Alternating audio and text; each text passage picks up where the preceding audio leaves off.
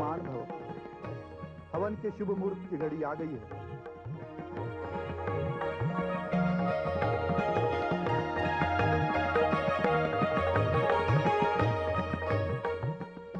प्रणाम पिताश्री। आयुष्मान भव।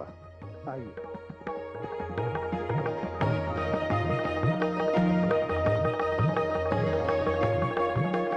यहाँ विराजमान हुई।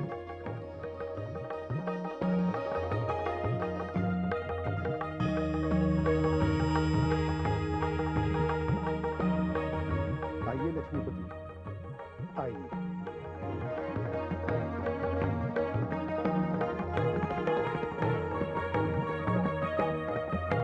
पधारिए पद्मनाभ, आइए विराजिए। प्रणाम।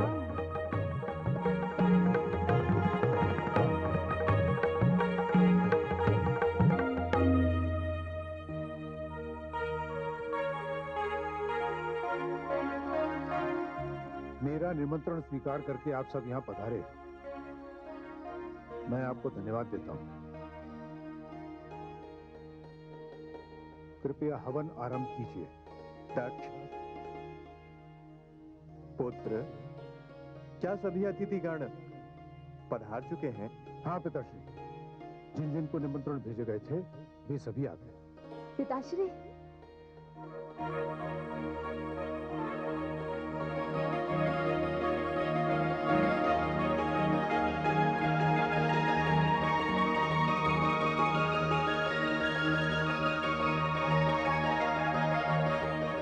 प्रणाम दादाश्री। अखंड सौभाग्यवती भवा, आयुष्मती भवा। पुत्री, कुशल से तो हो? जी दादाश्री। तुम अकेली आई हो? जामाता शिव कहीं दिखाई नहीं दे रहे। पिताश्री उन्हें निमंत्रण देना भूल गए। मैं तो पुत्री हूँ ना, बिना निमंत्रण के ही चली आई।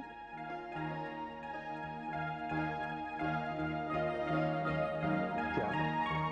प्रणाम।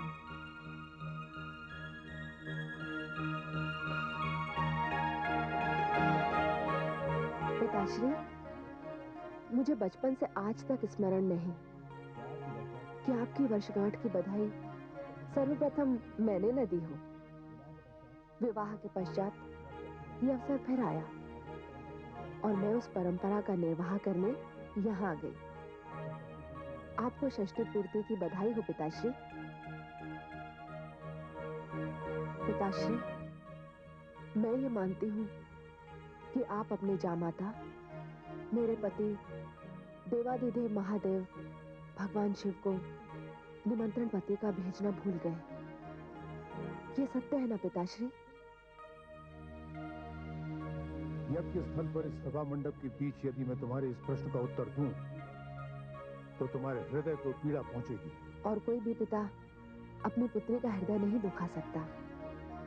चलिए, ना दीजिए मेरे प्रश्न का उत्तर, किंतु मुझे वो स्थान तो बता दीजिए जो आपने अपने जामाता और अपनी पुत्री के लिए निश्चित कर रखा है। स्थान? कैसा स्थान? स्थान तो उन लोगों को दिया जाता है जो स्थान के योग्य होते हैं। पिताश्री, आपने उन्हें अपनी कन्या दी है। यदि आप उन्हें अपनी कन्या ना भी देते, तब भी उनका स्थान सदैव ही ऊंचा होता, ऊंचा है और ऊंचा रहेगा। और मेरे इस तर्क का विरोध इस सभा में उपस्थित ना तो मेरे पितामह आदि प्रजापति श्री ब्रह्मा जी कर सकते हैं और ना ही सृष्टि के पालन करता त्रिलोकीनाथ श्री भगवान विष्णु। ये समारोह मेरा है। इस यज्ञ का आयोजन मैंने किया है। ये मुझ पर निर्भर करता है मैं यहाँ किसे बुलाऊं और किसे ना बुलाऊं। चारों ओर अपनी दृष्टि घुमाकर देख लो। तुम्हें यहाँ केवल देवी देवता ऋषि मुनि यक्ष और गंधर्व दिखाई देंगे। सत्य है? पिताश्री, आपने ये कहा कि ये यज्ञ आपका है। ये आपकी इच्छा के ऊपर निर्भर करता है कि आप किसे बुलाएं और किसे ना बुलाएं। किंतु आप भूल गए पिताश्री कि आपने देवाधिदेव भगवान श्री शिव के हाथों कन्यादान किया है और कन्यादान करते समय आपने जीवन भर इस संबंध की मर्यादा का पालन करने का वचन लिया है। और वचन दिया भी है। आप इसे अस्वीकार नहीं कर सकते पिताश्री। रहे संसार की श्रेष्ठ व्यक्ति, तो मैं इन सब से एक स्वर में पूछती हूँ कि मेरे देवाधिदेव भगवान शिव इन्हीं के समान श्रेष्ठ हैं या नहीं?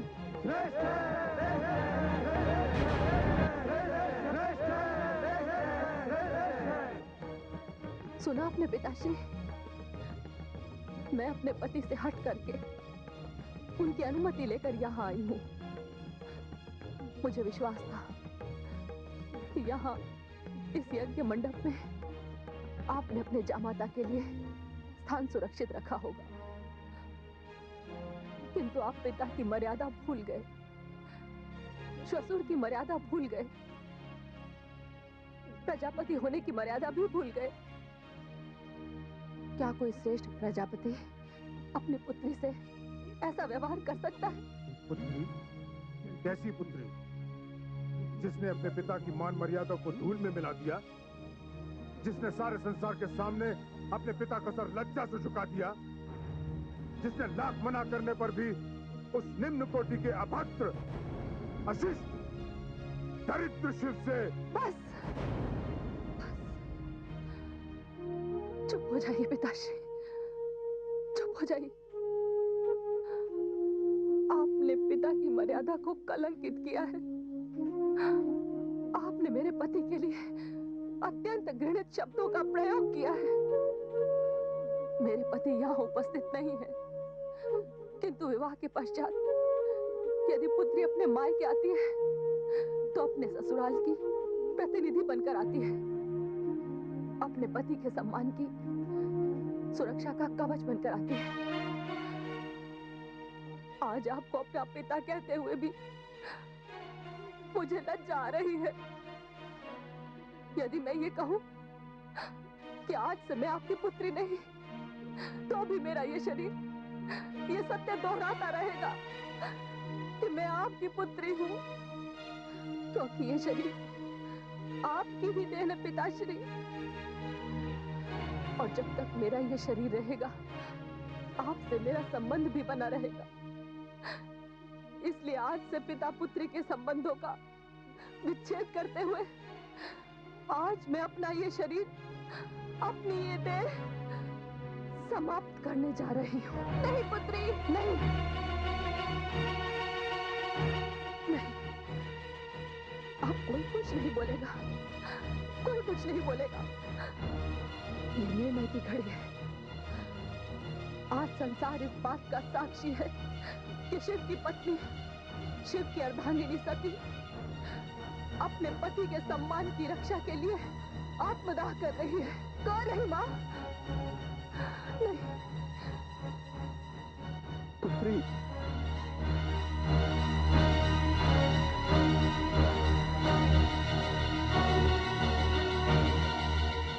हे अग्नि, मुझे नहीं चाहिए वो देह जिसे दक्ष की पुत्री के रूप में जाना जाता है। भस्म कर दे इस देह को, जला दे इस शरीर को, समाप्त कर दे दक्ष से उसकी पुत्री सती का संबंध। आज सती अपने पति के सम्मान के लिए अपने प्राणों की आहुति देगी। इस यज्ञ मंडप में, इस हवन कुंड में पहली आहुति मेरी होगी।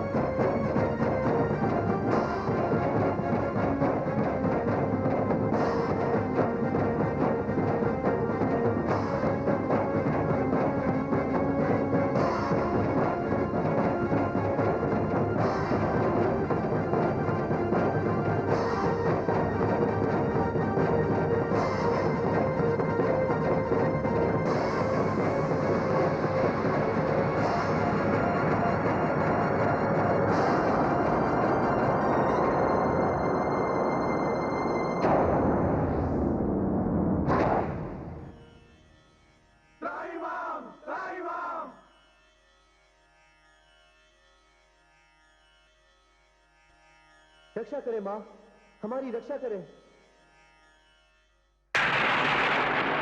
वीरभद्र, जाकर विध्वंस कर डालो उस यज्ञ को।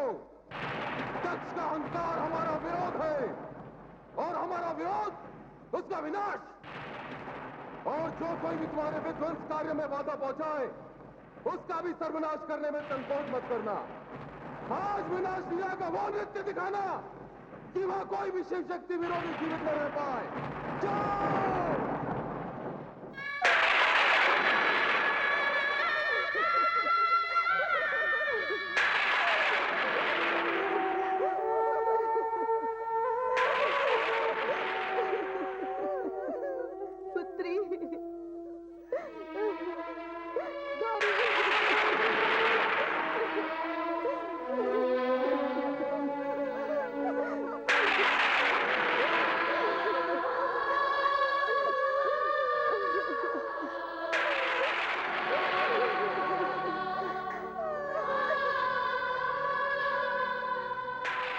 पूज्य पिताश्री, आज जो घटना यहाँ घटी है, जो अनर्थ यहाँ हुआ है, वो धर्म के विरुद्ध हुआ है, इसलिए मुझे क्षमा करें। मैं धर्मदेव आपकी पुत्री तथा अपनी पत्नी को लेकर तुरंत यहां से जा रहा हूं। चलिए।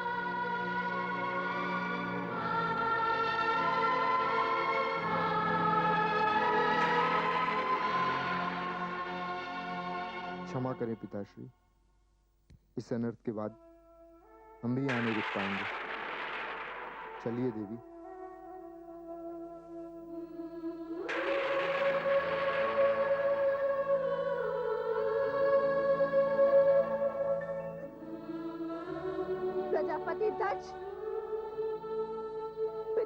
संतान का जन्मदाता होता है, जो अपने प्राणों की आहुति देकर अपनी संतान की रक्षा करता है। किंतु आज वही पिता अपनी झूठी प्रतिष्ठा और आडंबरपूर्ण श्रेष्ठता के कारण अपनी संतान का हत्यारा बन गया। मेरी प्रिय पुत्री गौरी, मेरी सती, तू क्यों जल गई? जलना था तो इनकी श्रेष्ठता को, इनके अहंकार को, इस व्यर्थ के ढोंग को। प्रजापति दत्त, वीरभद्र समेत भगवान शिव शंकर के गण हमारे नगर पर टूट पड़े हैं। हमारी सेना केले के वृक्ष की भांति कट रही है। कुछ कीजिए प्रजापति, नहीं तो आपकी ये नगरी जलकर भस्म हो जाएगी। वो सब यही आ रहे हैं। हम उनका सामना यहीं करेंगे। सैनिकों, सारी महिलाओं को सुरक्षा पूर्वक भवन में ले जाओ। नहीं, हम यहाँ से कहीं नहीं जाएंगे, हम यहीं रहेंगे। अब हमारी भी इच्छा है कि मेरा भी कोई वध कर दे। इस महान विनाश के पश्चात अभी जीवन को क्या करना? व्यर्थ का विवाद मत कीजिए देवी। सैनिकों, तुमने सुना नहीं? ले जाओ इन्हें।